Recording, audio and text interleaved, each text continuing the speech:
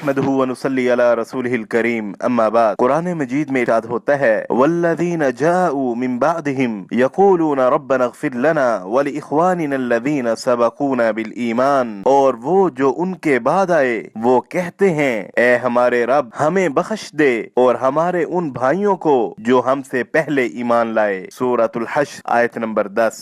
हजरत आयशा रज़ियल्लाहु अन्हा बयान फरमाती हैं कि एक आदमी ने नबी मुकर्रम सल्लल्लाहु अलैहि वसल्लम से अर्ज की मेरी माँ अचानक वफात पा गई है और मेरा ख्याल है कि अगर उसे कुछ बोलने का मौका मिलता तो वो सदका करने की तलकीन करती, बस क्या अगर मैं उसकी तरफ से सदका करूं तो उसे अजर मिलेगा? तो आप सल्लल्लाहु अलैहि वसल्लम ने फरमाया जी हाँ। इसे बुखारी और मुस्लिम ने रिवायत किया। सदकाए जारिया, इल्मे नाफे और दुआ ये इसाले सवाब के मसनून तरीके हैं। इनके अलावा जो रसूमात हैं जैसे कुल, सातवां, दसवां और चेहलम वगैरह ये तमाम बिदआत हैं। इसी तरह कुरान खानी भी इसाले सवाब का मसनून तरीका नहीं है। हजरत अबू हुरैरा रज़ियल्लाहु अन्हु से मरवी है कि रसूलुल्लाह सल्लल्लाहु अलैहि वसल्लम ने फरमाया जब इंसान मर जाता है तो उसके अमल का सिलसिला मुनक़ते हो जाता है सवाए तीन चीजों के उनका फैज उसे पहुंचता रहता है। एक सदकाए जारिया